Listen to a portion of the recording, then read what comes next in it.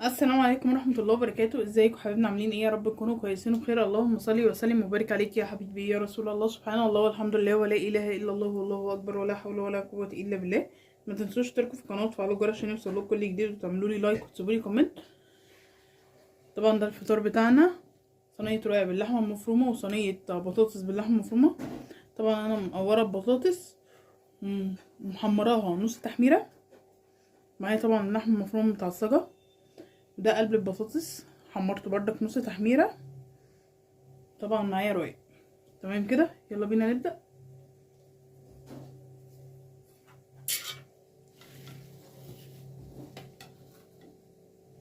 بسم الله الرحمن الرحيم. هنزل بالقلب بتاعنا.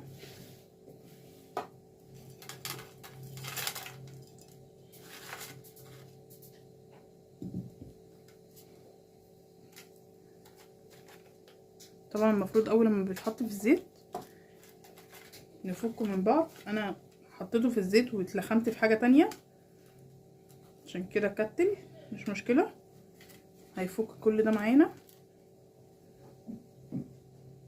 تمام، نبدا بقى نحشي البطاطس. بسم الله الرحمن الرحيم.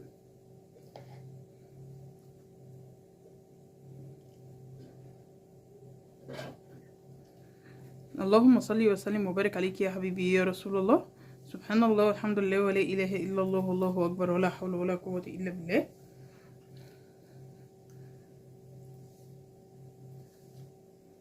اهو طبعا انا بسخن صلصة على النار، وبسخن الشوربة بتاعت الرقاق. في خلال نص ساعة او ساعة هتكوني عاملة الفطار. طريقة سهلة وبسيطة. ممكن كمان تقدمي جنبيها سمبوسة بالجبن. يعني انا عندي سمبوسة في الفريزر، ممكن اطلعها وممكن لا، على حسب. تمام، زي ما حضراتكم كده شايفين اهو. هخلص بقى كل الكمية بنفس الطريقة وبعد كده ارجع لكم تاني. ورجعت لكم تاني يا حبايبي. زي ما حضراتكم كده شايفين انا معايا هنا الصلصة.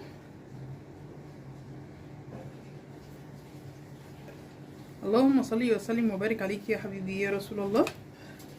سبحان الله والحمد لله ولا اله الا الله والله اكبر ولا حول ولا قوة الا بالله.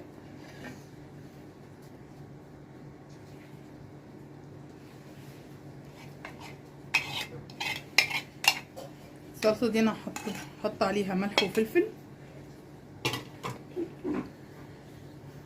حبة زعتر.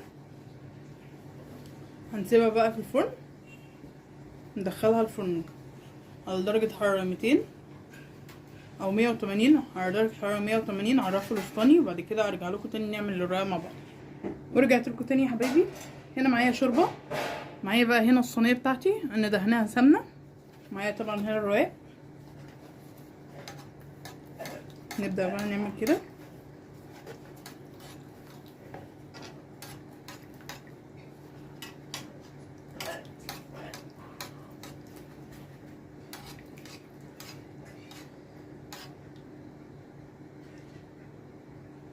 نحط كده في الصينية.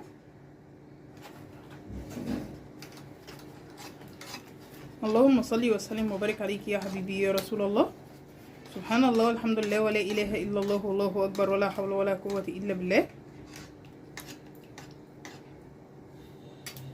اهو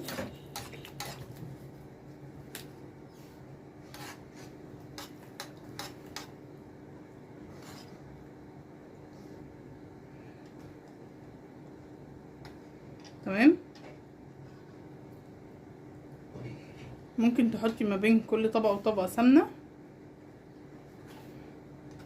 ممكن انا عشان الشوربة عندي دسمة عشان كده ما حطيتش ما بين كل طبقة وطبقة.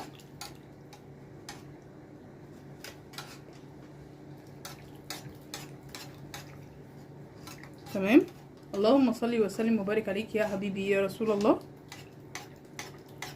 سبحان الله والحمد لله ولا اله الا الله والله اكبر ولا حول ولا قوة الا بالله. هنحط كده بقى اللحمه المفرومه.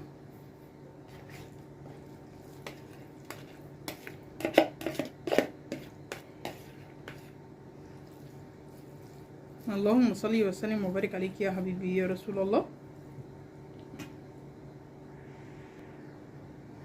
زي ما حضراتكم كده شايفين اهي. طبعا انا عندي نسبة الدسم في اللحمة، اللحمة فيها دسم تمام، والشوربة دسمة، عشان كده مبحبش احط سمنة تاني ما بين الرقاق والرقاقة تمام.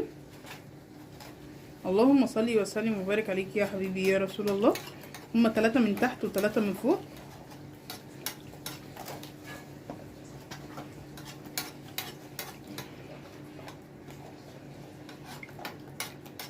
اللهم صل وسلم وبارك عليك يا حبيبي يا رسول الله. سبحان الله والحمد لله ولا اله الا الله والله اكبر ولا حول ولا قوه الا بالله. اهم دي اخر ورقه معانا.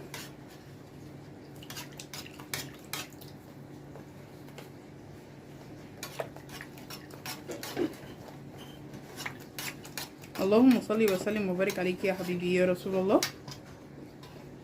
سبحان الله والحمد لله ولا اله الا الله والله اكبر ولا حول ولا قوه الا بالله.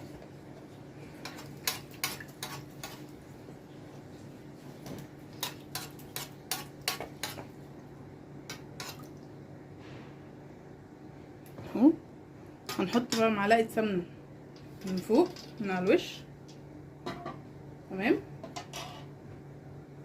وهندخلها الفرن على درجه حراره 200 على الرف الوسطاني.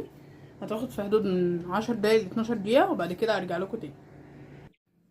وكده حبايبنا الشكل النهائي للاكل بتاعنا. اللهم صل وسلم وبارك عليك يا حبيبي يا رسول الله. طبعا ده الرقاق، ودي البطاطس، وده تمر هندي ده الطبيعي، ومعايا قدمت جنبيها سمبوسه بالجبنه المشطشطه اهي، القرن الفلفل زهر اهو. طبعا ده قرنبيط مخلل من غير ما يتسلق، ان شاء الله هعمله لكم. اللهم صل وسلم وبارك عليك يا حبيبي يا رسول الله.